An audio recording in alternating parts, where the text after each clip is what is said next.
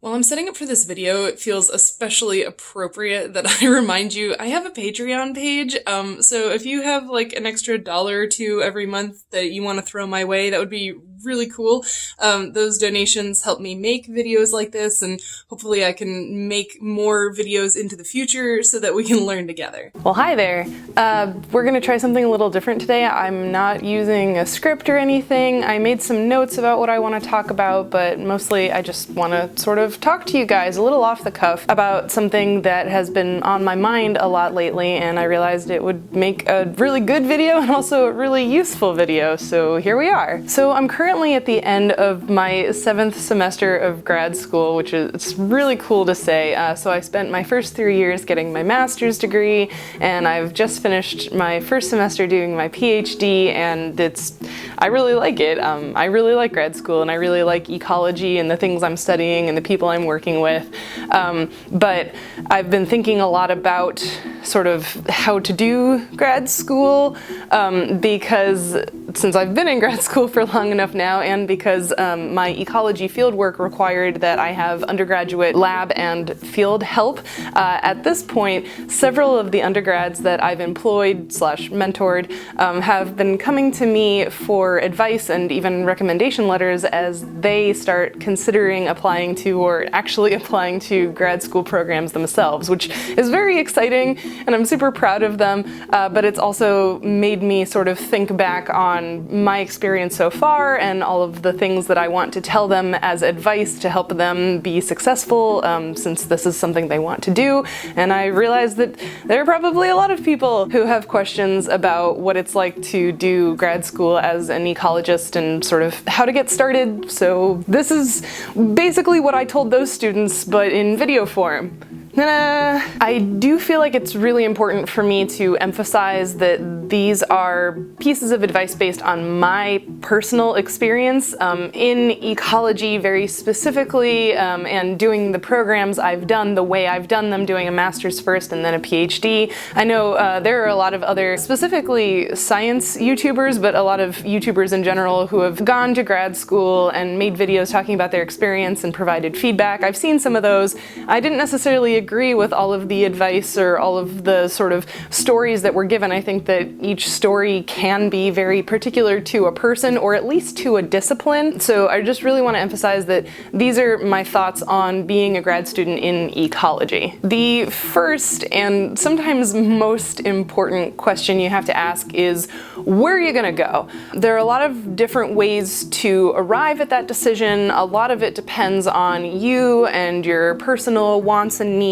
So a lot of people go to grad school close to their families or in a part of the country that they'd like to explore. Some people go to grad school abroad because they'd like to experience another country. So like geographically where you go is somewhat based on your own wants and needs, but it also depends on the school and the advisor you'd like to work with. And there are several different ways that you can sort of arrive at that conclusion. One of them is to find positions that have been posted by researchers. So these are basically people who have written a research grant for a project that they would like to have a grad student run, and then they post the position once they get the grant, they get the funding, they post the position to hire a grad student. So a lot of people do this for master's projects because they're usually shorter. A lot of people also do this for PhD projects. So it's worth putting yourself on listservs, like I'm a member of the Ecologue listserv, a lot of the other people in my lab are too. So listservs like this are a great way to just sort of see job postings in ecology as they come out, and maybe you'll find a really cool project that is already funded, which is really convenient, and that's the sort of thing you can apply to and then go work on that project with that person if they hire you. The other way to decide where you're going, and I think this is probably the more common way too, is to sort of figure it out for yourself and find someone. That's hard to do because there are a lot of faculty members and a lot of universities all over the country and all over the world who are doing really cool stuff. So it's important to sort of think about the things you're interested in or the type of ecology or other science you'd like to do to help you narrow down your search. So for instance, I really like field ecology. I'm not an especially math heavy person, so I didn't want to go into like computer modeling. I'm not really really a chemistry or genetics person, so I didn't go into bioinformatics or biochemistry or a genetics lab. So I was really looking for field ecologists and programs where I would be doing research that would like get me outside. I'm also interested in human effects on the environment, so this is why I first worked with a group of people who were doing restoration research, and now I'm working with someone who does urban ecology research. If you've got a little bit of an idea of what you're interested in, then you can start doing Google searches, especially Google Scholar searches.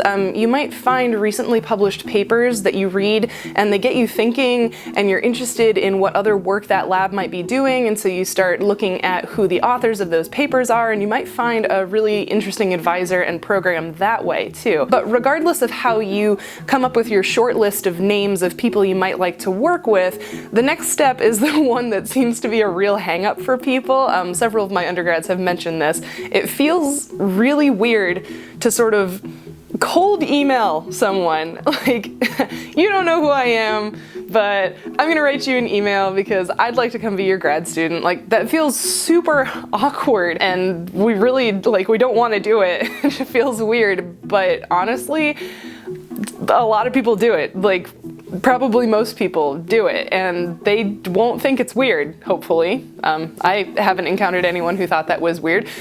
Academics are, for the most part, very excited to talk about research, and most faculty advisors are sort of always looking for grad students. Having grad students in their labs means that their labs are more productive, and that's good for them. It's also important because, you know, that's how science keeps moving forward, is by raising new scientists. So these people aren't gonna think your email is weird. Just make sure it's professional, but it's totally okay to like randomly email someone without being introduced to them first. That being said, not everyone on your short list is actually going to be a good advisor for you. They're probably a good advisor for someone, but people are people, right? You don't just marry the first person you meet, so you also shouldn't necessarily pick to be your advisor the first person you email. You have to do a bit of shopping. Normally when we think about doing like a job interview, which applying to grad school kind of is, we think that we need to impress the employer. Weirdly enough, in this situation, the employer should also be trying to impress you.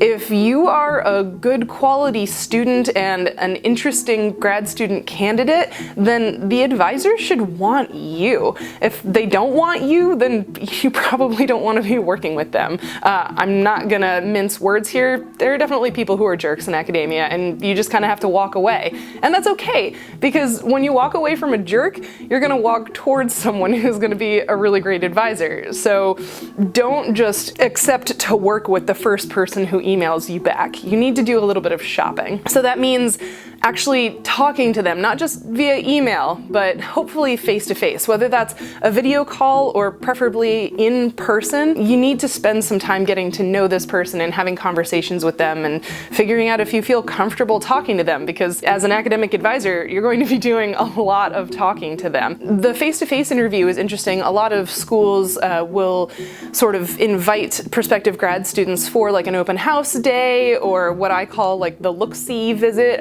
So you go and you meet your potential advisor, but they often introduce you to other members of the department too. And that's really important, and you should definitely take that opportunity if they offer it, because even though you're shopping for a particular academic advisor, the other people in the department are also going to be a resource for you. Your advisor doesn't necessarily know everything. It's kind of impossible to know everything. But they may not also be an expert in specific techniques or conceptual frameworks. So it's important to sort of experience the rest of the department if you have the opportunity, to figure out who the rest of your resources might be. Grad school is definitely one of those it takes a village to raise you kind of situations.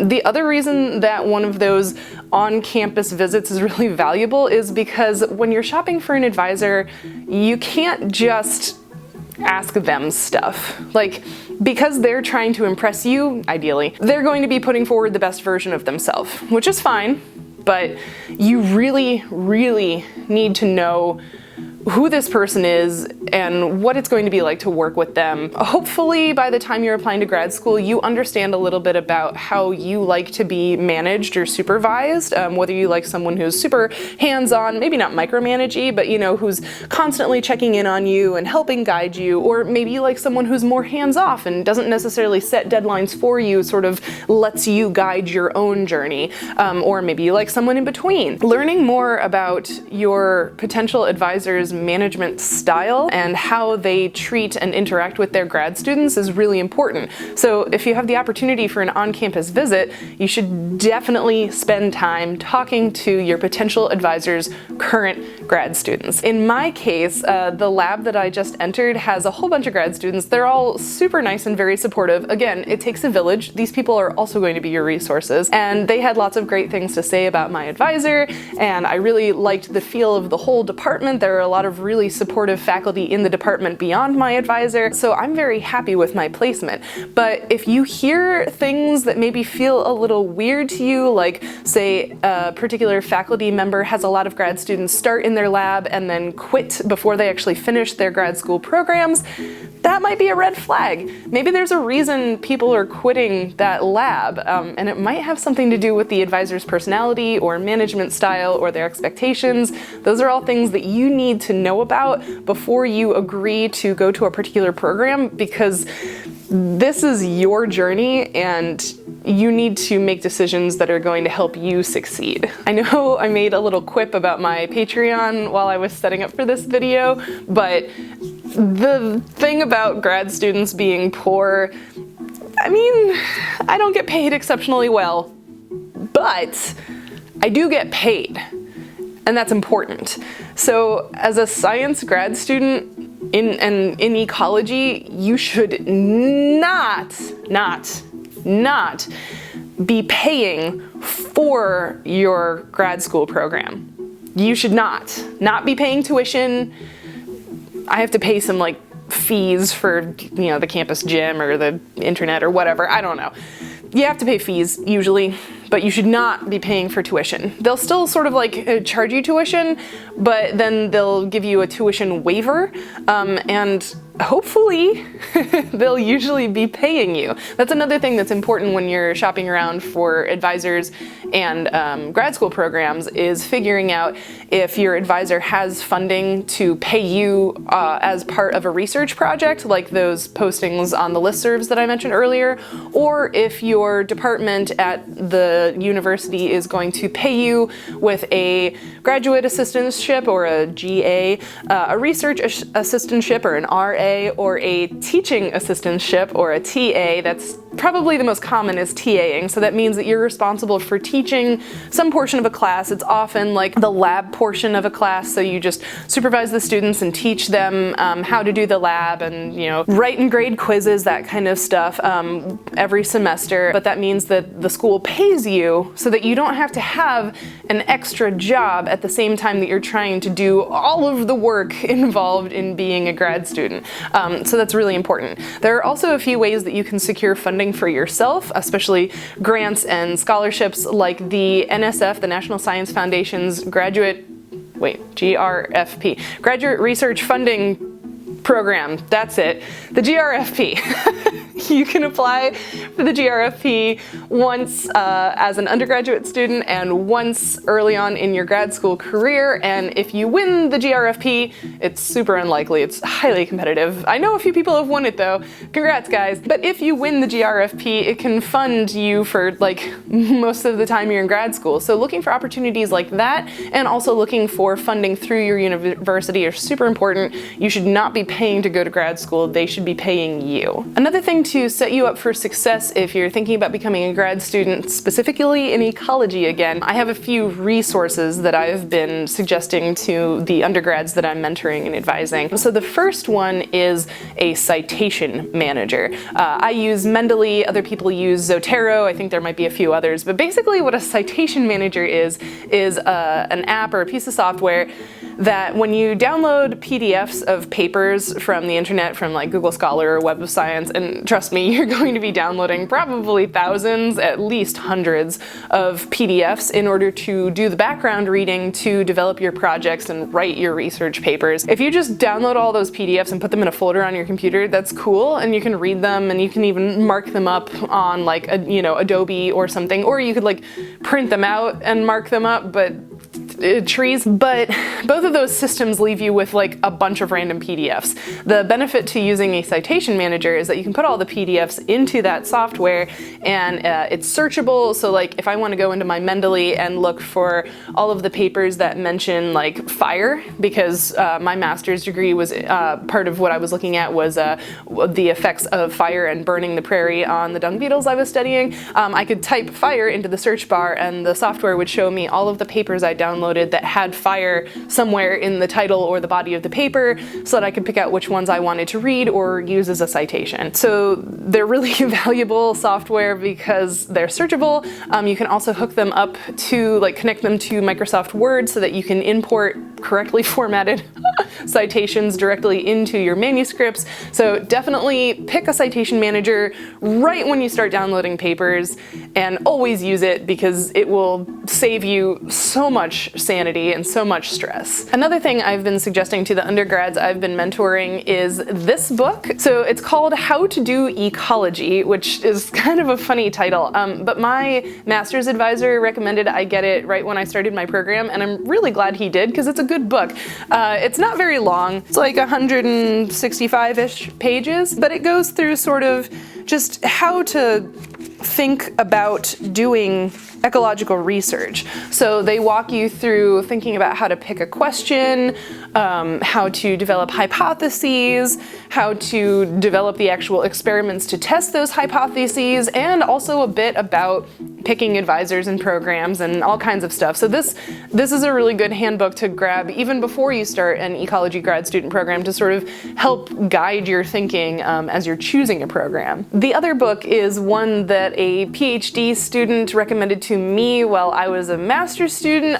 So it's called The Professor Is In. This one's a little more specific, not just if you want to go to grad school, but if you want to go to grad school and then become a professor, a faculty member, that sort of thing. So basically, if you want to not just go to grad school, but turn your grad school experience into an academic career. So I read this one within the last year, and it was really interesting. It's quite a bit bigger, but there was a lot of interesting stuff. I took a lot of notes. This one is a little more broadly applicable, not just for ecology, but basically anyone who's going to grad school and wants to turn that into an academic career. So I thought it was really interesting. It's also well written. It was an easy read. So The Professor Is In was also really good. Another kind of book you might want to look at getting, although this could wait until you've already started your program, is a book on statistics, especially a book that's focused on the statistics that are used in ecological research. I'm not going to recommend a specific one here because I haven't found one that I really, really like and feel confident supporting. Statistics are hard. I said earlier I'm not an especially math-focused person, but stats are different than calculus, but they're conceptually difficult and they require a lot of time to really understand how they work and how to use them. So it's worth reading a variety of stats books and taking some stats classes. Please make sure that the program you're going into has an ecological stats course or two, because they are vital to you doing good research. So read widely and learn stats early and keep learning them often throughout your grad school career as an ecologist, because without stats, we can't make conclusions about the experiments we did. And speaking of experiments, the last thing I wanted to talk about is just sort of an intro to the idea of doing your own research. So you need to come up with something you're interested in. Like I said, that's going to help you pick your potential advisors and your program. But to come up with a research project, you need to think about things that excite you or that you're really curious about, and not just like a little curious about, but like a lot curious about, because you're going to be spending a lot of time with this subject, like several years. If it's something that you're worried you might get tired of and want to just like to walk away from, it's probably not a good research project idea, because if you walk away in the middle, it's gonna feel like a lot of wasted time and you might have to start your whole thing over again, and that's no fun.